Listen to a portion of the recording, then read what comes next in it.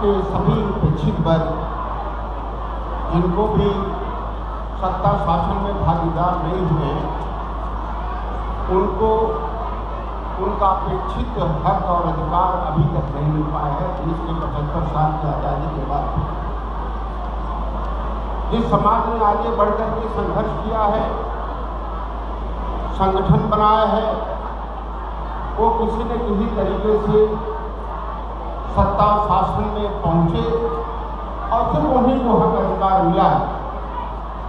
ये महसूस किया जा रहा है कि समाज के जो वर्ग अभी उपेक्षित है, शोषित है, पीड़ित है, विशेषकर दलित, मुसलमान और अति पिछड़ा वर्ग, उन सभी को एकजुट करके हम सभी का प्रयास है कि हम सरकार के संसाधनों में और देश के संसाधनों में उनकी भागीदारी हो। इसलिए हम लोगों ने दलित मुसलमान ये सम्मेलन बुलाया है, अधिकार सम्मेलन, कि सिर्फ सत्ता शासन में ही नहीं बल्कि जो भी संपदा है उस संपदा में भी हमारी हिस्सेदारी भागीदारी हो। किसी खास संप्रदाय या किसी खास विशेष व्यक्ति का न हो बल्कि समाज के सभी लोगों को जो जिनको उनको हिस्सेदारी नहीं मिली है, भागीदारी नहीं मिली है, उनको भी हिस्सेदारी भागीदारी मिले।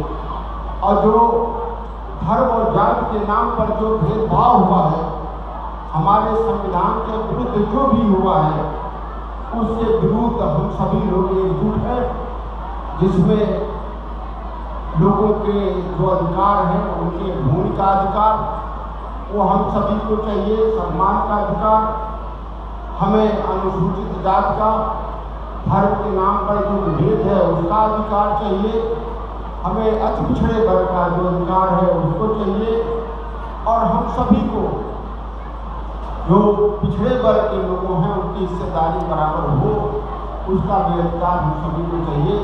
और इसी सब के लिए हम सभी लोग इकट्ठा हुए और हम सभी मिल करके प्रयास कर रहे हैं, क्योंकि जब तक हम मिलजुल करके नहीं प्रयास करेंगे, आज सरकारें बना नहीं पा रहे हैं, तो हम अपनी हिस्सेदारी लेने के लिए, भागीदारी लेने के लिए हम मिलजुल करके प्रयास कर रहे हैं। अंसारी जी, ऐसा आपको नहीं लगता 2014 से जब से बीजेपी सरकार आई है उससे पहले देश का कोई भी वर्ग संविधान की बात नहीं करता था? किसान पीटे तो उनको संविधान याद आया, पटेल पीटे आरक्षण को लेकर तो उनको संविधान याद आया, जाट पीटे तो उनको संविधान याद आया, अब CNRC पर मुसलमानों को प्रकाश गिरी तब आपको संविधान याद आया। ऐसा 2014 से पहले क्यों नहीं हुआ? आप लोगों ने पहले एकता बनाने की क्यों नहीं सोची? जिस वर्ग की पिटाई हो रही है उसी को संविधान क्यों याद आ रहा है? देखिए, संविधान का उल्लंघन तो 10 अगस्त 1950 से हुआ है, जब धर्म के नाम पर आरक्षण, दलित आरक्षण मिला है, धर्म के आधार पर जब बांटा गया है, तभी से ये आवाज़ उठ रही है। और आपकी जानकारी के लिए हमें बता दें कि आवाज़ 50 से चल रही है और सुप्रीम कोर्ट में इसका बात भी चल रहा है, 2007 से आज तक चल रहा है। तो ये बात नहीं है कि संविधान की सुरक्षा के लिए और संविधान का अवहेलना करके जो सरकारें आई हैं उनके विरोध में लोगों ने संघर्ष नहीं किया है। पीस पार्टी 2008 में बनी है और 2008 से लगातार सभी वर्गों के लिए संविधान की सुरक्षा के लिए, क्योंकि संविधान ही एक ऐसा है जो देश के सभी नागरिकों को बराबर का हक और अधिकार देने की सुनिश्चित करता है। और जो सामंतवादी लोग हैं इस संविधान को हटा करके वो अपनी वाद लाना चाहते हैं ताकि जो गरीब जनता है न मिले। इसलिए संविधान का अधिकार, संविधान का राज तो हमारी बुनियादी हक है और उससे हमें सुरक्षित रखना ये हमारी सबकी जिम्मेदारी है। निराला जी, जब से राजनीतिकरण चल रहा है, इनका सवाल है ये सर, ये अभी से चलेगा कि भविष्य कब कहाँ होगा? कब कहाँ होगा? ये कार्यक्रम लगातार आंदोलन चलता रहेगा जब तक अधिकार मुसलमानों को उनका नहीं मिल जाता है। ये आंदोलन अधिकार पूरे क्षेत्र में चलता रहेगा, उत्तर प्रदेश में कम से कम चलता रहेगा। निराला साहब, आप जिस वर्ग का प्रतिनिधित्व करते हैं, आपको नहीं लगता हर राजनीतिक पार्टी को दलितों का वोट बैंक चाहिए? और गांधी ने तो खुद ये कहा था, गांधी ने, पटेल ने प्रथम गोलमेज सम्मेलन में, द्वितीय गोलमेज सम्मेलन में, कि अगर आप इन लोगों को वोट का अधिकार देते हो तो ऐसी आज़ादी मुझे चाहिए ही नहीं। आज़ादी उनको देना नहीं चाहते लेकिन वोट उनकी सबको चाहिए। देखिए, देश के अंदर जो शोषित है, जो वंचित है, जो गरीब है, निश्चित तौर पे जो बाबा साहब डॉक्टर अम्बेडकर ने किया, जो त्याग किया और बाबा साहब जिस तरह से लड़े, तो वो शोषित वंचित हर वर्ग के हैं, उनके लिए भी बाबा साहब ने काम किया है।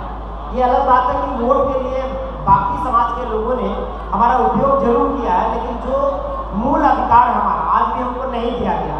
जैसे बाबा साहब डॉक्टर अम्बेडकर ने जब संविधान लिखकर सौंपा भी था, तभी बाबा साहब ने कहा था कि किसी भी देश का संविधान चाहे जितना अच्छा बना दिया जाए, अगर लागू करने वाले लोग अच्छे नहीं रहेंगे तो अच्छा संविधान भी खराब हो जाएगा। वही हमारे भारत के संविधान के साथ हुआ कि बाबा साहब ने दुनिया में सबसे बेहतर संविधान भारत को दिया, लेकिन बहुत सारे अधिकार जो बाबा साहब ने संविधान में दलितों, पिछड़ों, गरीबों, मुस्लिमों को दिया, बहुत सारे अधिकार तो आसानी से मिल गए। जैसे वोट का अधिकार, एक वोट के सवाल पर तो सारे समाज के लोग सब लोग बराबर हो गए, लेकिन आज भी हमारे देश में जमीन के मामले में भारी असमानता है। किसी के पास 1000 एकड़ जमीन, किसी के पास 2000 एकड़ जमीन और किसी के पास 1 बिस्मिल भी जमीन नहीं है। तो भारत का संविधान सबको सभी क्षेत्रों में बराबर का दर्जा देता है, बराबर का हक देता है, हिस्सा देता है। तो ये बेईमान लोग जिनको संविधान लागू करने की जिम्मेदारी जिनके हाथ हो जाए, उन लोगों ने संविधान को लागू ही नहीं होने दिया। इसलिए आज हमको अपने अधिकार की बात करना पड़ रहा है, क्योंकि जमीन का अधिकार नहीं मिला, शिक्षा का अधिकार छीना जा रहा है, चिकित्सा का अधिकार छीना गया और तमाम ऐसे अधिकार हैं जो आज भी हमें नहीं मिला।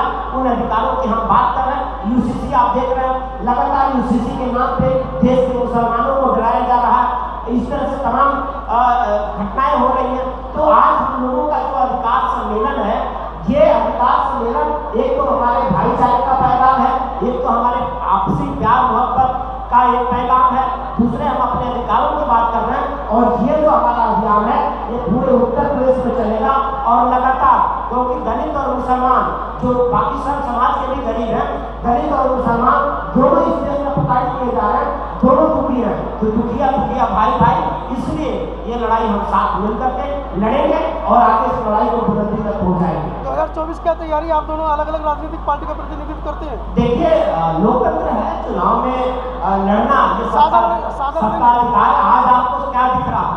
जो आपको दिख रहा है ये आगे है, जो आज आपको दिख रहा है वही आगे है।